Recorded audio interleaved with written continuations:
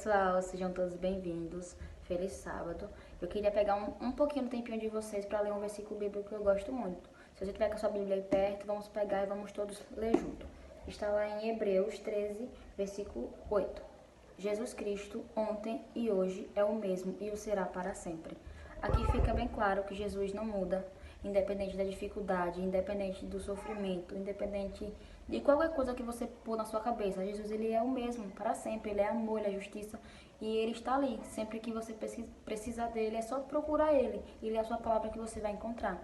Então, nesse espírito de gratidão e entendendo que Jesus, ele nunca muda, vamos orar? Querido e maravilhoso Deus, obrigado pela sua proteção de sempre, obrigado porque o Senhor está conosco e o Senhor não desiste da gente. Obrigado por ser quem o Senhor é, desde o começo da humanidade até hoje. Nos abençoa e nos protege por Jesus. Amém.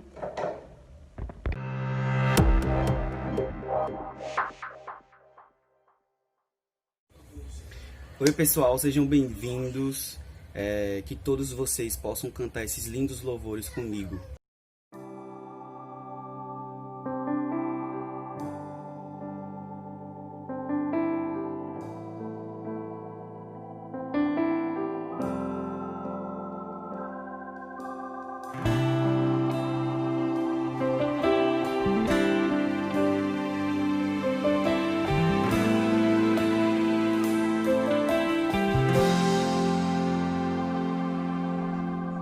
Andei tão cego, sem rumo certo, buscando a paz e descanso.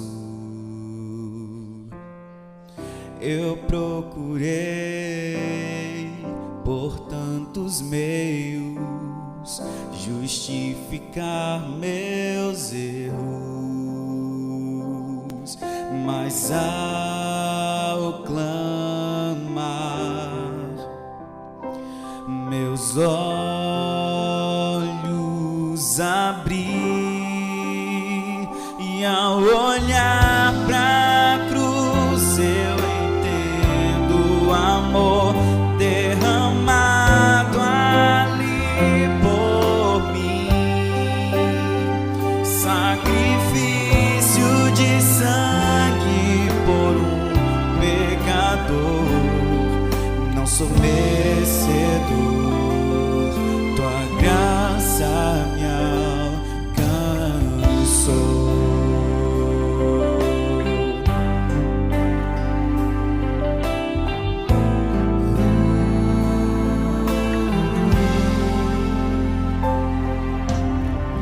E ao ver tua glória naquele dia, me alegrarei em gratidão. Tocarei as marcas de vitórias, vencido é o pecado. Perante ti me prostrarei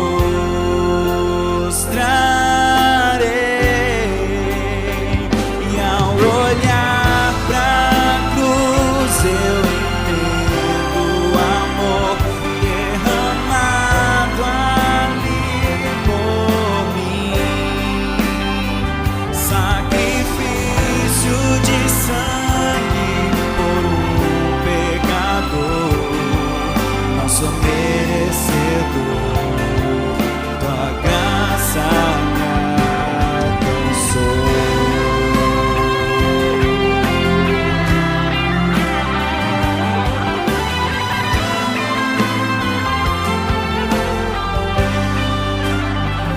E ao olhar pra cruz eu entendo o amor derramado ali por mim, sacrifício de sangue por um pecador. Não sou merecedor. E ao olhar pra cruz eu entendo o amor derramado ali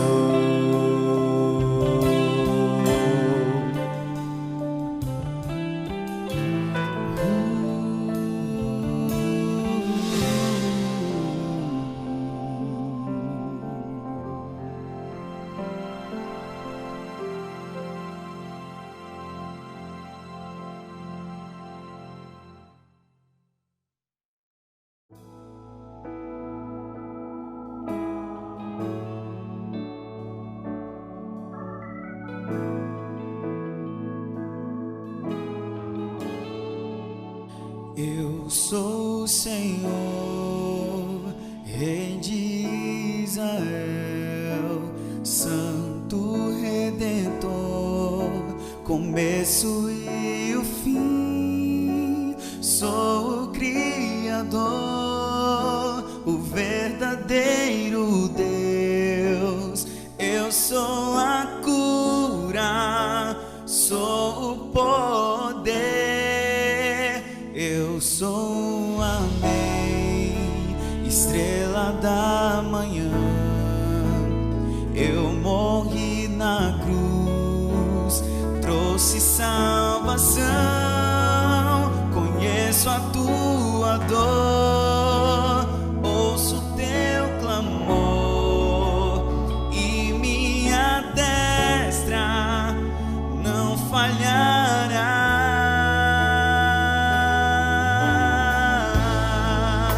Não há o que temer, contigo eu estou.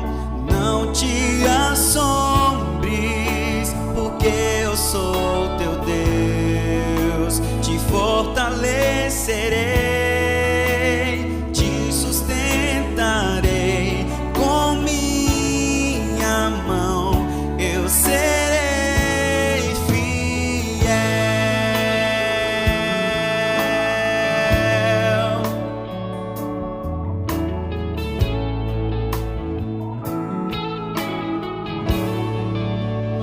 Eu sou o Senhor, Rei de Israel, Santo Redentor, começo e o fim. Sou o Criador, o verdadeiro Deus.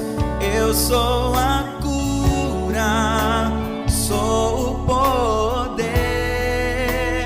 Eu sou o Amém, estrela da manhã.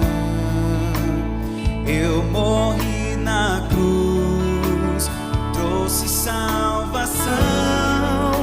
Conheço a tua dor, ouço teu clamor, e minha destra não falhará.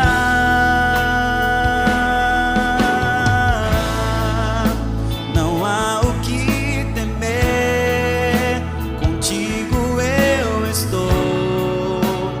Não te assombres, porque eu sou teu Deus. Te fortalecerei, te sustentarei com minha mão. Eu serei fiel.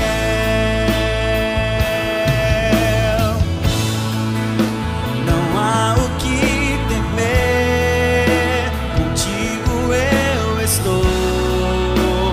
Não te assombres, porque eu sou teu Deus. Te fortalecerei, te sustentarei com minha mão. Eu serei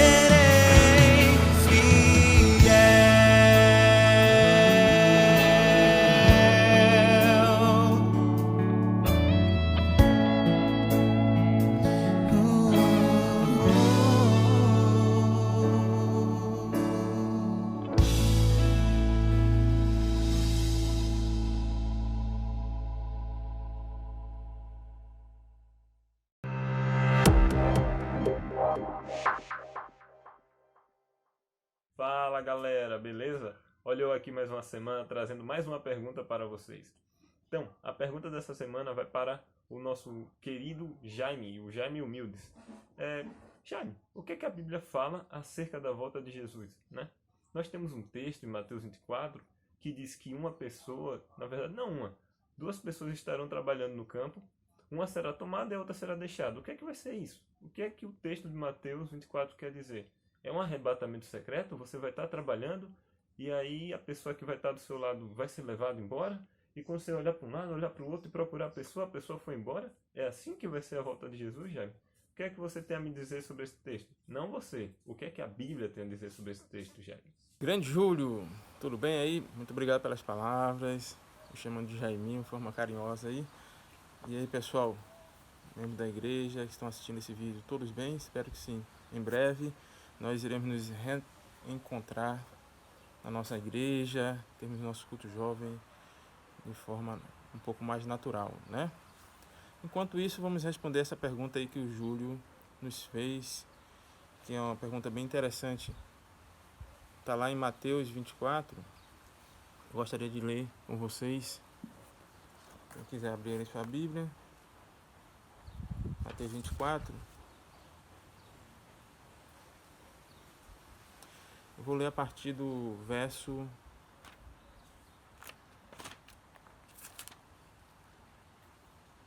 40. Então 2 estarão no campo, um será tomado e deixado o outro. 2 estarão trabalhando no moinho, uma será tomada e deixada a outra. O que será que Cristo quis falar sobre um será tomado e deixado o outro? Será que ele estava se referindo aí a um arrebatamento secreto? O que a Bíblia fala? Temos alguma base bíblica para entendermos o arrebatamento secreto? Ou existe essa teoria, essa doutrina bíblica?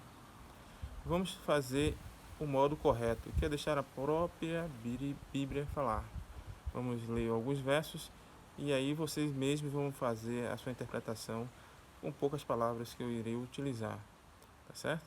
Vamos começar lendo Apocalipse 1:7. Lá em Apocalipse 1:7 fala assim: Eis que vem com as nuvens e todo o olho o verá, até mesmo os que os transpassaram. E todas as tribos na terra se lamentarão sobre ele, certamente. Amém. Quero que você mantenha a sua Bíblia aberta em Apocalipse, mas também pense comigo um pouquinho. O que é que está dizendo em Apocalipse? Todo o olho o verá. Alguns dizem, é o olho da fé. Aqui a Bíblia não dá a entender nada disso. Pelo contrário, está dizendo que todo o olho, todos o verão. Mas vamos continuar lendo sobre como é que será a volta de Cristo.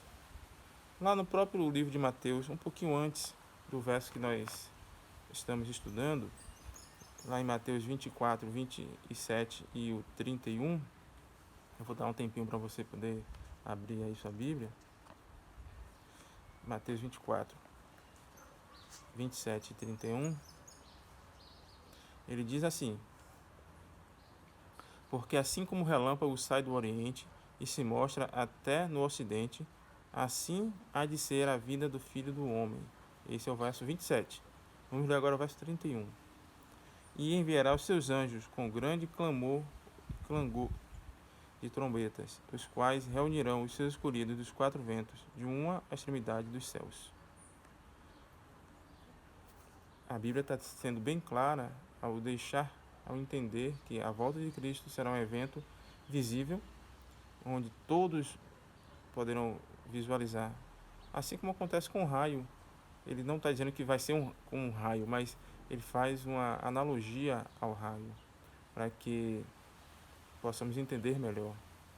Então, assim como o raio sai no céu, cruza o céu, e todos, de todos os lugares, podem visualizar o raio, assim também será a volta de Cristo.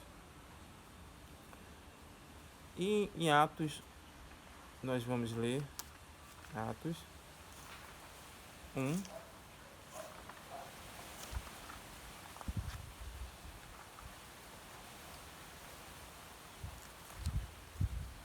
Atos 1.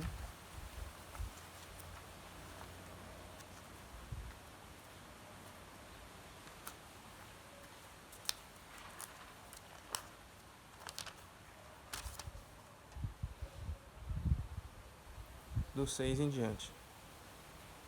Então os que estavam reunidos lhe perguntaram: Senhor, será nesse tempo em que restaurareis o reino de Israel? Aí, verso 8. Mas recebereis poder ao descer sobre vós o Espírito Santo, sereis minhas testemunhas, tanto em Jerusalém como em toda a Judéia e Samaria, até os confins da terra. Depois, verso 9. Ditas essas palavras, Jesus foi elevado às alturas, à vista deles, e uma nuvem o encobriu dos seus olhos. E estando ele com os olhos fixos nos céus, enquanto Jesus subia, eis que 2 varões vestidos de branco se puseram ao lado deles. E lhe disseram: Varões galileus, por que estáis olhando para os céus, ou para as alturas? Esse Jesus, que dentre vós foi assunto aos céus, virá do mesmo modo como vistes subir. Será que nós temos alguma dúvida? Será que precisa esclarecer mais do que a Bíblia está dizendo? Ele diz: da mesma forma como você o viste subir, ele vai voltar. E como foi que eles estavam ali? Cristo sumiu? Não, Cristo subiu e eles estavam olhando. A Bíblia deixa claro, eles estavam olhando até que uma nuvem o encobriu. Então, será a volta de Cristo de forma visível. Vamos ler mais um verso bíblico para que nós possamos, então, fazer o resumo do que nós queremos explicar sobre essa situação lá em Mateus, tá certo? Está lá em 1 Tessalonicenses 4,16.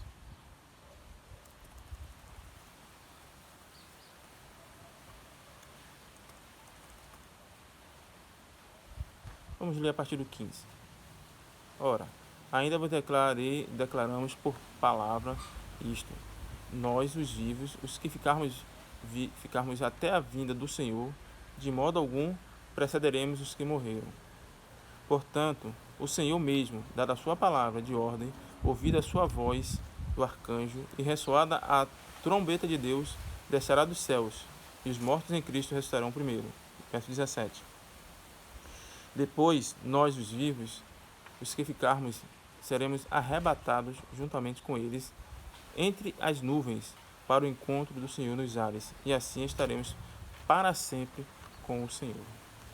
Eu acho que aí agora fica muito mais claro o que Mateus queria dizer. Mateus não está falando de um arrebatamento secreto. Mateus está fazendo analogia à volta de Cristo, como é que acontecerá na volta de Cristo.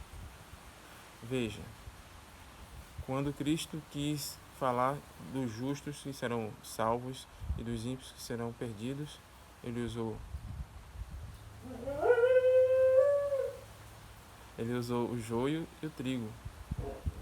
Ele usou as cabras e os bodes. Falou a direita e a esquerda. Será que isso era literal? Não. Ele estava fazendo uma analogia. O que Cristo quis dizer aqui em Mateus? Que na sua volta, um vai ser perdido e o outro vai ser salvo. O que vai subir é o que será salvo. E o que ficar é o que será perdido. Por acaso a Bíblia diz alguma coisa em relação aos que vão ficar e que não vão subir? A Bíblia diz que os que ficarem, os que não subirem ao encontro com Cristo nos nuvens dos céus, eles serão mortos ao contemplar a glória da volta de Cristo, certo? Ou seja, o que está no telhado ou no moinho que vai ser levado, ele está fazendo analogia aos salvos. Simplesmente isso. A gente complica demais. É só isso. Aquele que vai subir é o que vai ser salvo, e o que vai ficar é o que será perdido. Eu espero que tenha esclarecido. Me demorei um pouquinho, mas valeu. Até a próxima, Júlio. Um abraço a todos. Valeu, Jaime. Muito obrigado pela resposta. Que resposta esclarecedora. Então, você aí que está do outro lado, fique preparado, pois você pode ser o próximo a ser questionado. Até mais!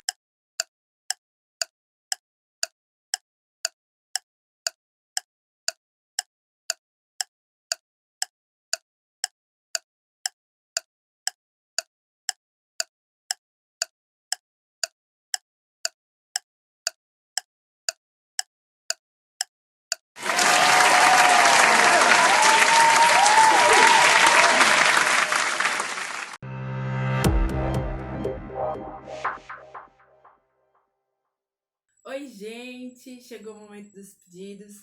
Hoje sem Lore, né? Mas espero que por pouco tempo. Hashtag volta Lore. Nesse momento eu quero ler com vocês alguns pedidos que foram feitos durante a semana. Começando por Tia Julie, que pede por sua mãe e sua sogra que estão sofrendo com isolamento, e pela sua prima Laura, que está com problemas psicológicos.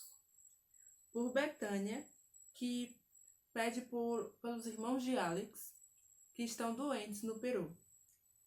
Patrícia pede por sua mãe, Yara, por sua gravidez e por seus irmãos.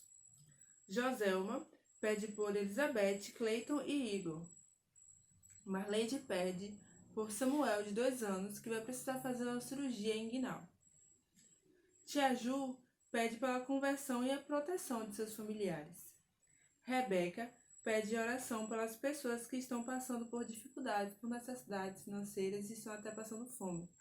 Inclusive, se você se sentir tocado essa semana a ajudar alguém, ou se tiver algo que você possa fazer para ajudar alguém, o momento é esse. Então, se você precisar de ajuda e não quiser doar diretamente, pode entrar em contato com a ASA, que a ASA vai estar fazendo esse trabalho por vocês. Nesse momento eu queria fazer uma oração pelos pedidos aqui e que você faça em sua casa também. Senhor nosso Deus, nosso Pai, muito obrigada, Senhor, pela oportunidade que o Senhor nos dá de cada dia, de respirar, de ter um lar para chamar de nosso. Senhor, Tu ouvistes esses pedidos e Tu sabes todos os outros pedidos que não foram feitos aqui. Então, Senhor, haja conforme o Teu querer. Faz o melhor na vida de todos nós, Senhor. Nos toma em Tuas mãos e nos dá a paz de saber que estamos abraçados por Ti, Senhor. É isso que eu te peço, te agradeço desde já. Em nome de Jesus. Amém.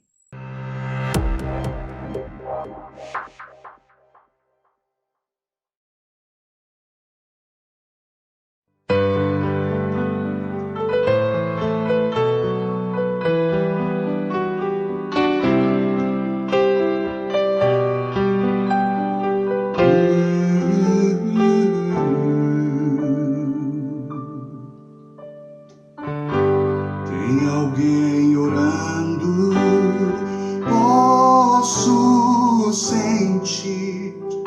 Tem alguém orando por mim.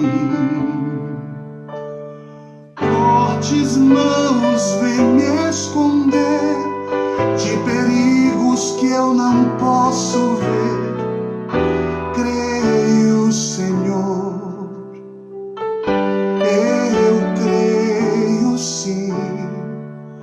Tem alguém orando por mim.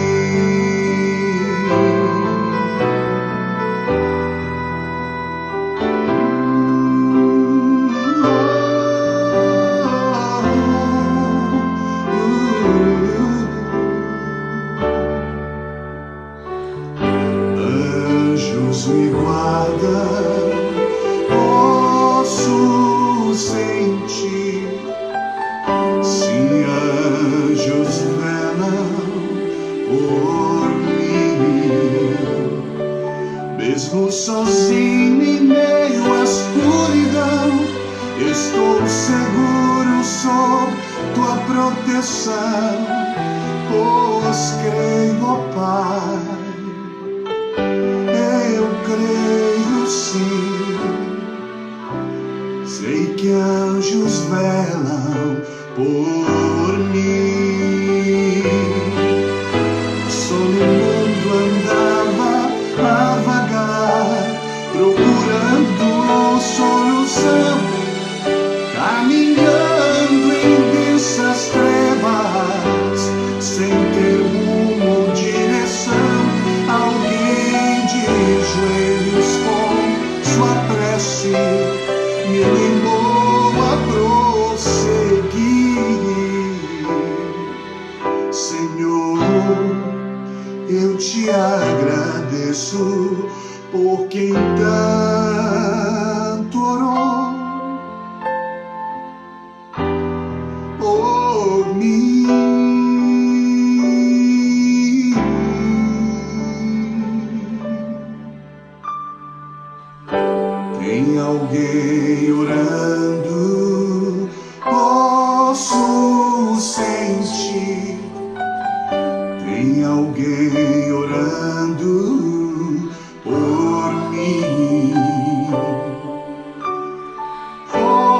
tuas mãos vêm me esconder de perigos que eu não posso ver.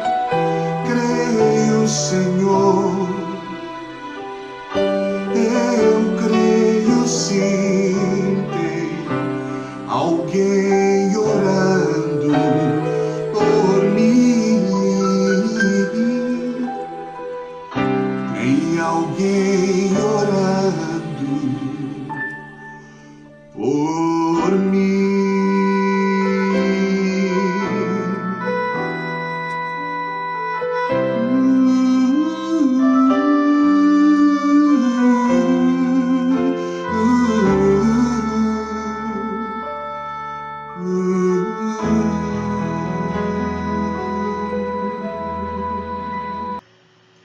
Olá, que a graça e a paz de Deus estejam com todos. Eu imagino que, assim como eu, você está ansioso para que esse momento passe logo e para que, se Deus quiser, possamos estar juntos de novo.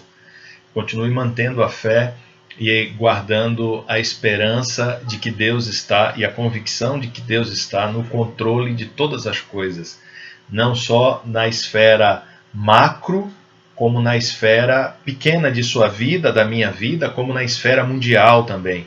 Deus está controlando todas as coisas. Vamos orar agora? Pai Todo-Poderoso, nos conceda a bênção de, ao abrir neste momento a Tua Palavra, compreender a Tua vontade para a nossa vida e que o Espírito Santo nos dê a disposição que nós precisamos para colocá-la em prática. Em nome de Jesus nós oramos. Amém. Por falar em Deus no controle da história, isso me faz lembrar do livro de Daniel. Já há alguns dias nós abrimos a Bíblia aqui em Daniel no capítulo 2 e estudamos aquela história do sonho de Nabucodonosor e tiramos algumas lições sobre esse episódio.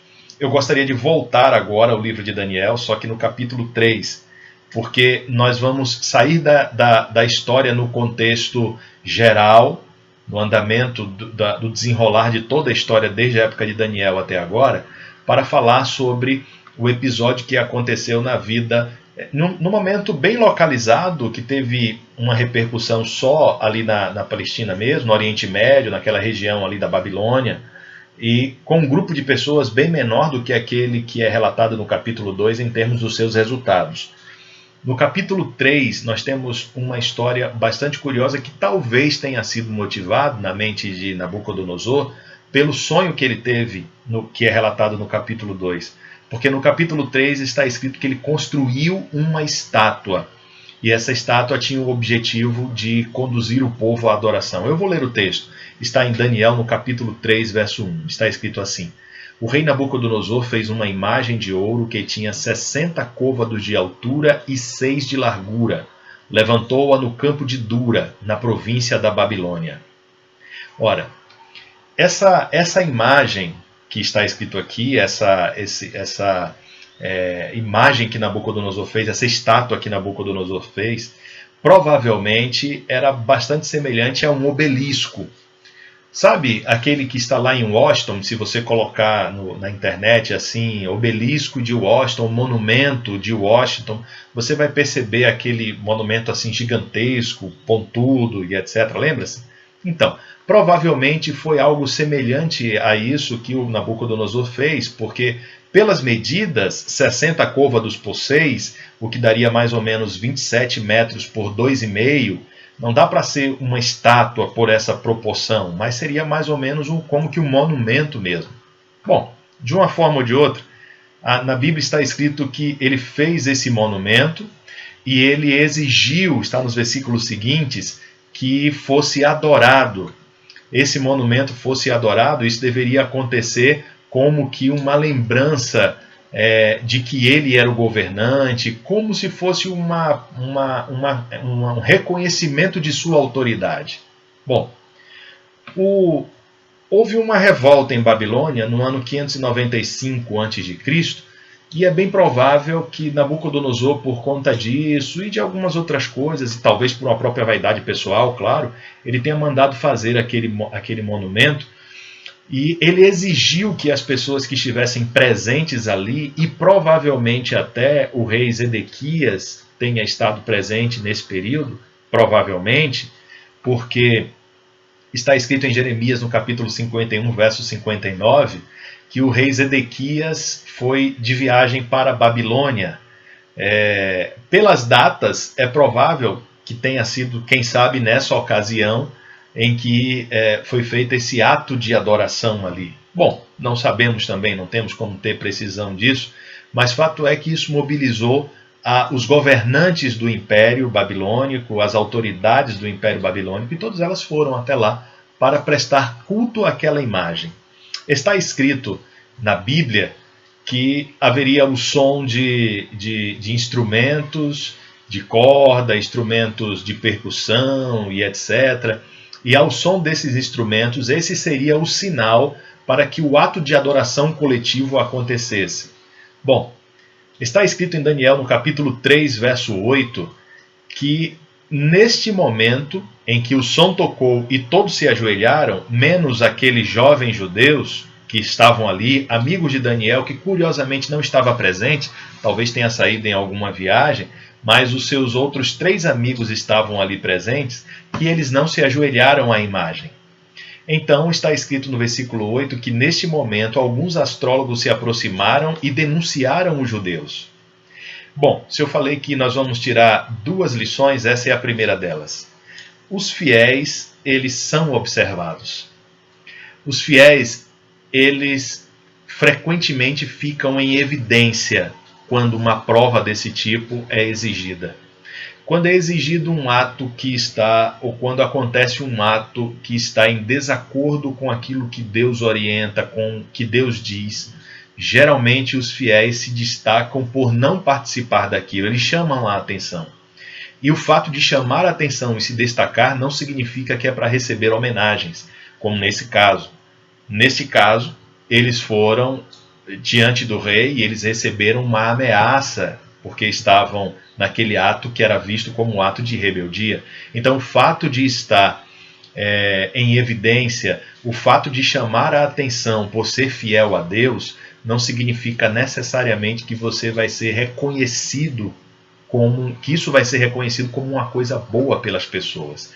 Tenha sempre isso em mente. A nossa fidelidade, ela independe do elogio ou do reconhecimento de outras pessoas. Ela precisa ser reconhecida por Deus. Ela precisa ser conhecida por todos e reconhecida por Deus.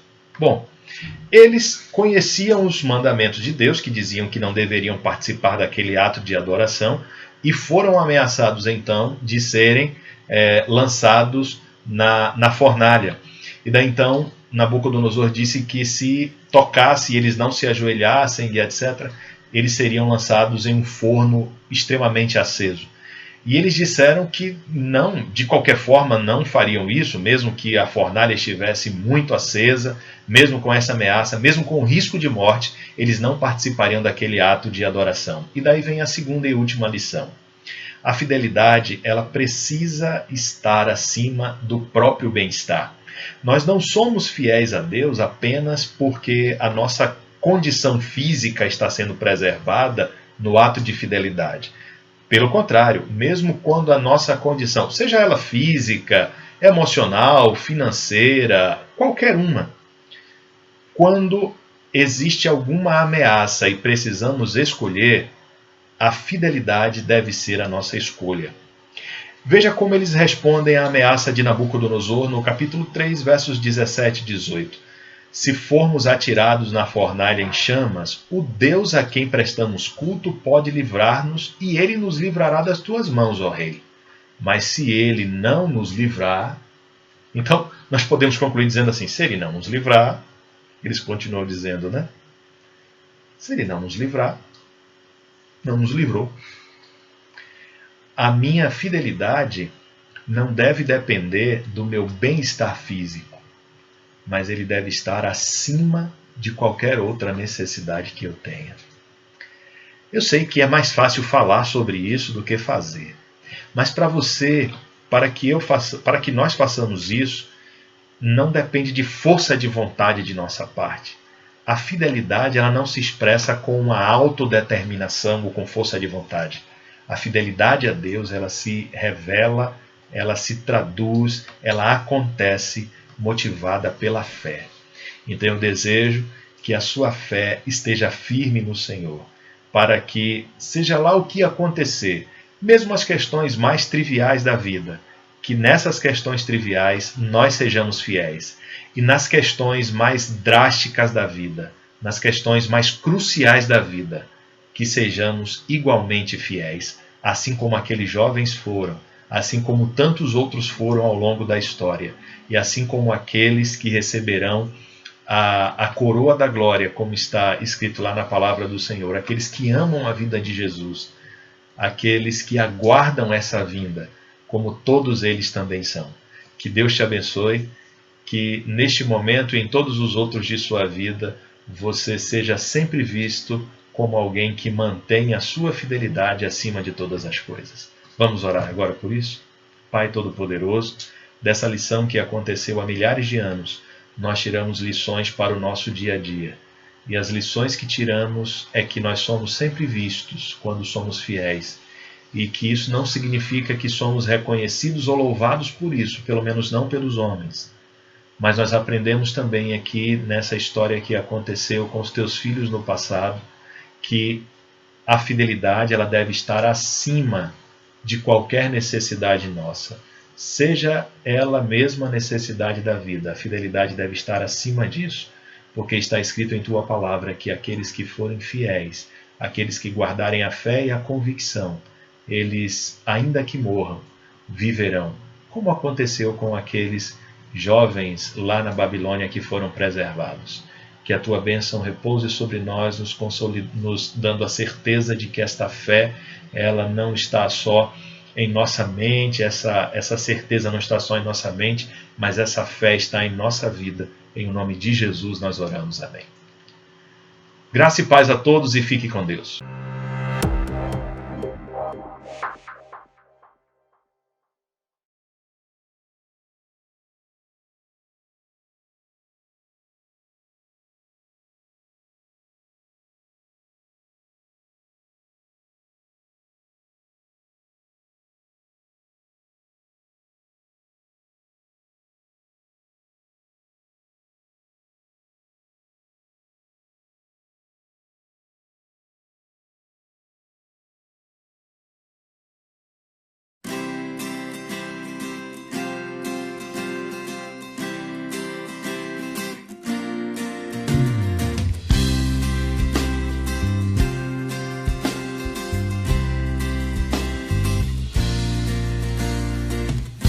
Senhor, em mim habitar, pois quero ser templo teu. Quando eu sair deste lugar, que Jesus permaneça em mim. Permaneça em mim. Permaneça.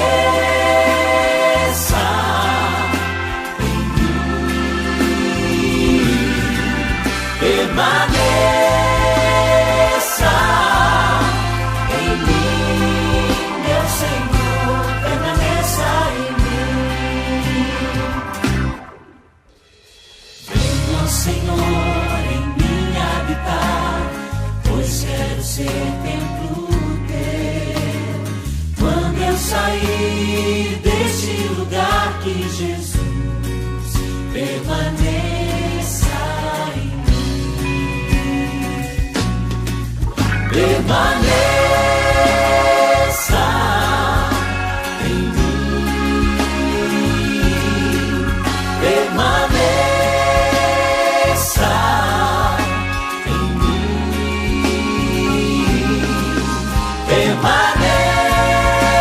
permaneça em mim, meu Senhor, permaneça em mim, permaneça.